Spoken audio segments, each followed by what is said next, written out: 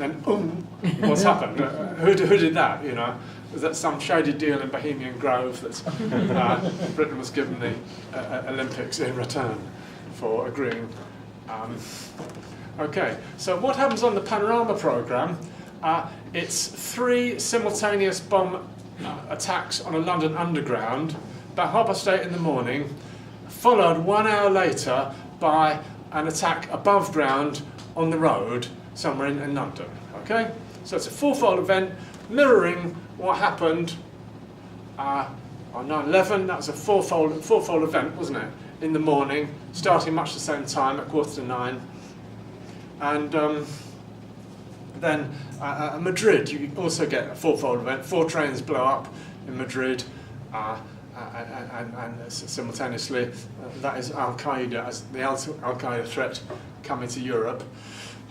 And also on the Panorama programme, they're told quite effortlessly who the enemy is. There's no question or discussion of who's done it. Okay, the Panorama programme tells you, oh, this is Al-Qaeda. And you don't even have to think about it. So you're told who to hate and fear, and you're told about to get ready to respond to this fourfold event. Okay, that was Panorama. Then, in April 2005, the next year, there's a huge operation which is rather secret from us, the British people, all different tiers of government revolt. It's called Operation Atlantic Blue. America was also involved in it, and that involved bombs going off simultaneously on London Underground, synchronising with a major international summit. So that was quite important, that was part of the agenda. And it was very difficult, well, impossible to get any details. That was all declared top secret once it happened. But it did have sort of walking wounded and hospitals. So it was a big sort of psychodrama that the government had to go through to prepare for the event. Okay. There was one other event of interest, which only came out a few years later. That was something called Operation Hanover. That was the 1st and 2nd of July 2005. So it's a week before the event. The police, this is a police event. Every year they have this Operation Hanover. And this year it was bombs going off synchronously on London Underground. I think it was 3 bombs. 3 bombs going off synchronously on London Underground. And at the inquest we just heard, they were sort of chortling, how well we could collaborate together once this happened, because we'd rehearsed it the previous week. They always want the drill rehearsal to seem like a reason for showing how well they've prepared. Okay. It's a bit like on 9/11. If you look at the event of 9/11, there is an enormous amount of war games and terror drills going on that day and the day before. Terrific lot, in fact more than ever before. Most aspects of 9/11 were mirrored or complemented by war games going on. Planes being flown into the Pentagon and so on.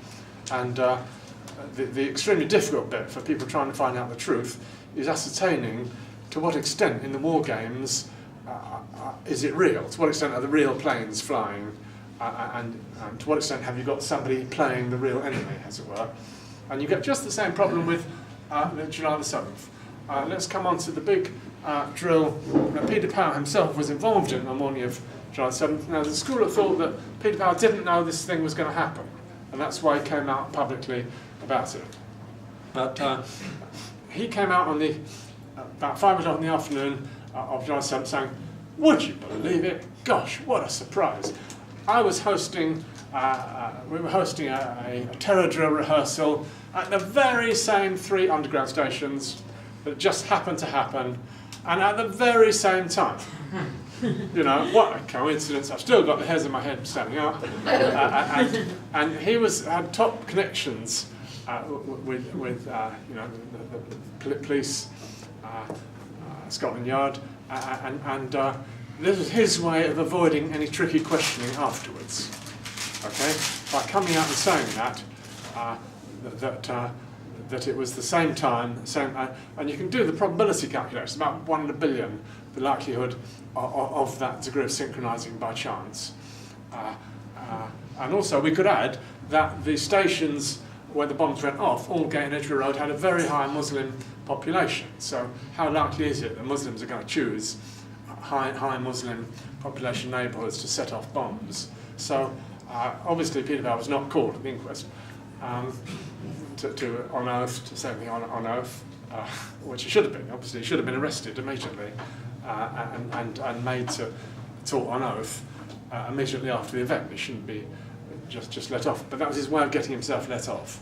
So that is the synchronising of a terror drill with the event, just as happened on 9/11. And I think here there's also an analogy I'd like to make with what happened at Madrid. There, a whole lot of hapless Muslims are arrested because I think it's 11 bombs went off. This is in 2004, okay? This is 11 days after 9/11. The bomb goes off in Madrid, and this is the previous 5 days before that bomb went off. NATO had its big annual meeting and rehearsal. So every year NATO has a big get-together, and it used to be they're out in boats in the seas and milling around and, you know, threatening to nuke Russia sort of thing. And now it's all changed. The year 2004, the NATO drill was within European capital cities, and it involved liaising with the police on anti-terror work. Now this is just what you don't want in a democracy. You don't want liaison between the police and the army, but it's just what you do need for false flag terror to work. Okay, the perpetrators of the event, need to be able to have access to the police and sort of security systems, and that liaison has to happen. Then, after NATO had its five-day exercise, 2004, the horrific bombs suddenly go off in Madrid. And the very next day, within 24 hours of NATO having its exercise, and they put out a communique saying it shows how important drill was. Well, actually, it shows who are the real people doing it. That NATO exercise was the cover for the whole thing being set up there. Okay. Now, there's one more important sort of drill type activity you need to know about, and that involves the months leading up to July 7th in London, and it's a big Warner Brothers film called V for Vendetta. Okay, that was filmed on the London Underground starting in March 2005, and that was about a tube train being primed to blow up. Okay, if you saw them, it's quite ironical. It's also about false flag terror, and I recommend you all watch it. But there is this twist to the story that it's about something so similar to what actually happened that its launch had to be postponed in 2005 because it was regarded as too similar to what had actually happened. Okay, that's a bit like the film The Descent that was planned to open on the 8th of July. Okay, you remember the Tavistock Square bus? Oh, sorry, it's the wrong side. But there's absolute terror, bold and brilliant. Remember that advert on the side of the 30 bus? Anyway, that was for the film The Descent. That was a sort of spooky synchrony, and that film was postponed because it was about people being trapped alive underground, and they said, well, while people are actually trapped alive underground in the British underground system, we don't want to launch this film. Okay, so those are preceding events that kind of lead up to it, and they show that the primary imagination of the event is within the establishment having these drills. The imagination is not Muslim. There are no Muslims who you can find dreaming up these events, or I suggest not in any credible manner.